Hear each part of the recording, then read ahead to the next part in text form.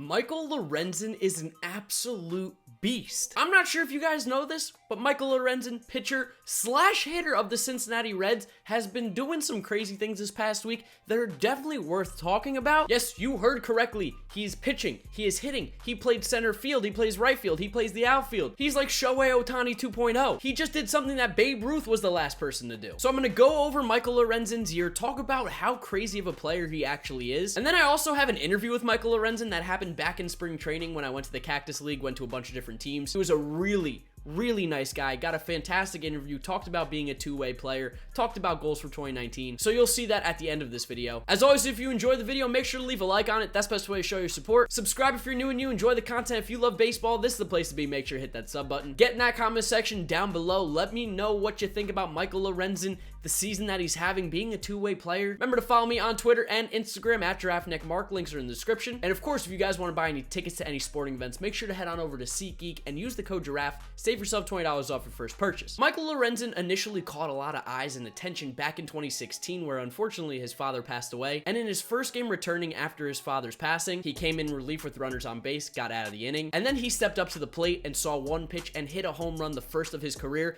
as a pitcher. Obviously a crazy moment, tears of joy and sadness, of course, but that really got Michael Lorenzen on the radar, not only as a pitcher, but also as a hitter. In 2015, he had about 40 plate appearances with the Reds. 2016, it was only down to 5, but like I said, he hit the home run that year. 2017, he got 12 appearances, hit another home run. And then 2018 was really when you start to see Michael Lorenzen evolve into being a pitcher and hitter. In 31 at-bats last year, he had 9 hits, including 4 home runs and 10 RBIs. Oh yeah, and just a casual 710 slugging percentage and OPS above 1,000. That's again, as a pitcher. And then this year, he's received 20 at-bats at the plate, 6 hits, a double, a home run, 4 RBIs. But what's really interesting about him is that not only is he a good hitting pitcher, he's actually having a great year on the mound, and he's starting to play the outfield for the Cincinnati Reds. On September 5th, which was yesterday when I'm making this video, Michael Lorenzen hit 7th in the starting lineup and started in center field for the Cincinnati Reds. This after the night before he came in to pitch during the game, got the win, and hit a home run in the 8th inning to put the team ahead by even more runs against the Phillies. He made history that night. He did something that hadn't been done in quite some time in Major League Baseball.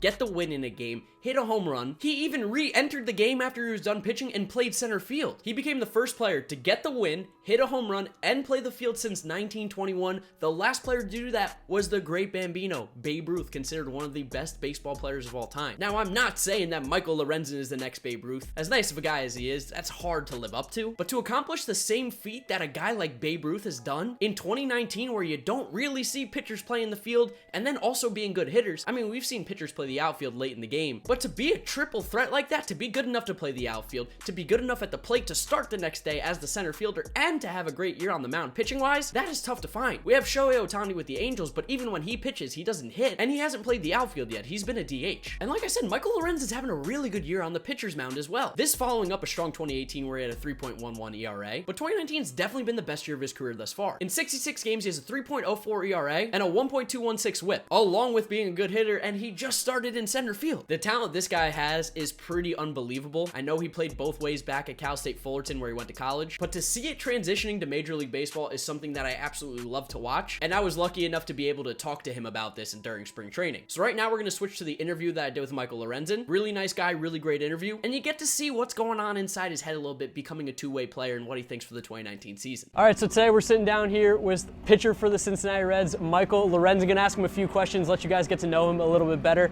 Michael, first off, thanks for doing this, man. I appreciate it. Yeah, thanks for having me. Obviously, got to talk about how you're one of the best hitting pitchers in the league and kind of making that transition into a two-way player. So what's that been like, kind of making that transition? Yeah, it's been a ton of fun. I show up to the field every day, not necessarily knowing exactly what's going to happen. Yeah. So just that unknown makes it fun for me. And growing up as a kid, you know, if you're good at baseball, then you do both generally. Yeah. So being able to keep that up, it's a dream come true for sure. If you had the choice, if you could only pick one, pitcher or hitter, where are you going?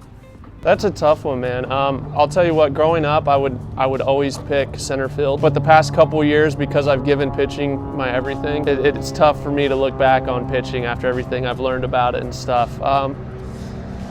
That's a tough one, man. That is tough, but I would say pitching. Growing up, what was your favorite team? I know you're a California guy. The Angels were my favorite team.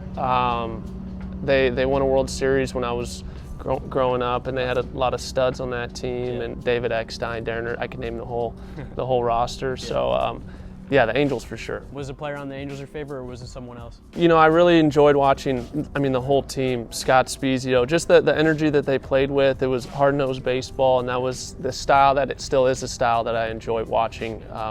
But my favorite player growing up was Jim Edmonds, and that was because he made one of the most famous catches ever made it, and he was an Angel when he made it. So he was my favorite player growing up. Was there anyone that you've come up against in the major leagues that you were almost starstruck by, you couldn't believe you were facing? Yeah, I remember in spring training, my first big league spring training, it was in 2014, and we were playing against the Indians, and I was in the bullpen, and they were announcing the lineups, and they announced Jason Giambi. And I remember literally being 8 or 9 years old watching the home run derby, and Jason Giambi was in the home run derby, and I was thinking man, this guy should be in the WWF. Yeah, he was huge. And I think he won that home run derby, and just now being on a team that was playing against Jason Giambi to me was insane. In your free time, what do you like to do when you're not playing baseball?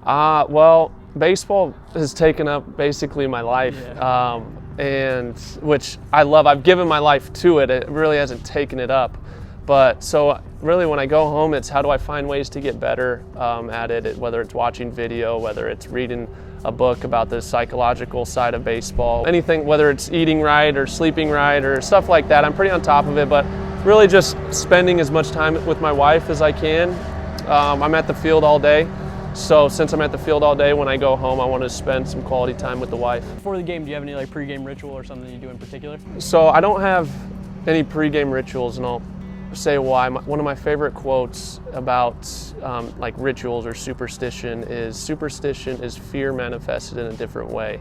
So I want to feel like I can go out, I can do whatever I want to, go out on a field and compete and bring out the best in me. I don't need to wear a certain pair of socks to bring out the best in me. Music-wise, what are you listening to before a game? What's your go-to? Man, I listen to a lot of Christian hip-hop. Lecrae is really popular. NF is really popular. I listen to those guys. I'll listen to, some type of YouTube thing of Conor McGregor or something going crazy. So I enjoy stuff like that. What's been your favorite stadium that you've visited thus far as a player?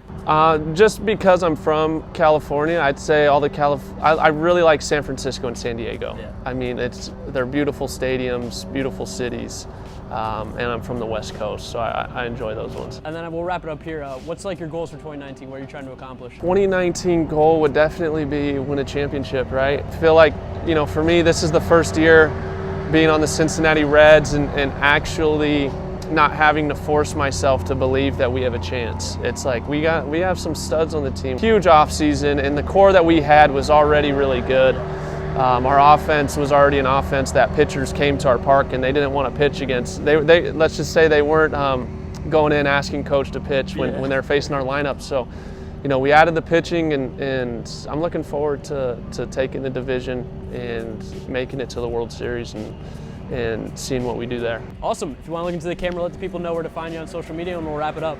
Yeah, so I'm on Twitter at Lorenzen55. That was my college number, and then I'm on Instagram at mlorenzen21, and that's about it. So yeah, come find me. I'm pretty active on social media. Like to show how I prepare for the games and different stuff like that. So definitely give me a follow. Awesome. Thanks so much, man. Yeah, I appreciate it. No problem. So you just saw the interview I had with Michael Lorenzen. As you can tell, I spent the entire day at the Cincinnati Reds spring training. So if you want to see a video interviewing Scooter Gennett along with Amir Garrett and just my entire experience at the Reds spring training, make sure to leave a like on this video and tell me in the comment section below you want to see it. I'll include some clips while I'm talking right now of the experience just so you get a little sneak preview of what it was. But I was mere feet away from Yasiel Puig, Joey Votto, Eugenio Suarez, Matt Kemp while they were all on the field. It was an incredible experience. The Reds and Major League Baseball, you hooked me up big time. As always, if you guys did enjoy this video, make sure to leave a like on it. That's the best way to show your support on the channel. Subscribe if you're new and you enjoy the content. If you love baseball, this is the place to be. Hit that sub button for daily baseball videos. Don't forget to follow me on Twitter and Instagram at GiraffeNeckMarc. Link is in the description. And of course, if you want to buy any tickets to sports games,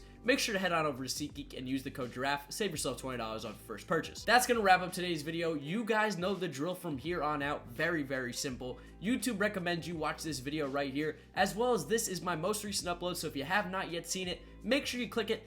check out those videos. They're good. I'm sure if you haven't seen them, you're gonna want to watch them now. Thank you so much for the amazing support. We're keeping on the grind. September, we're back ready to get into action. And I'll see you guys tomorrow for another video, another banger.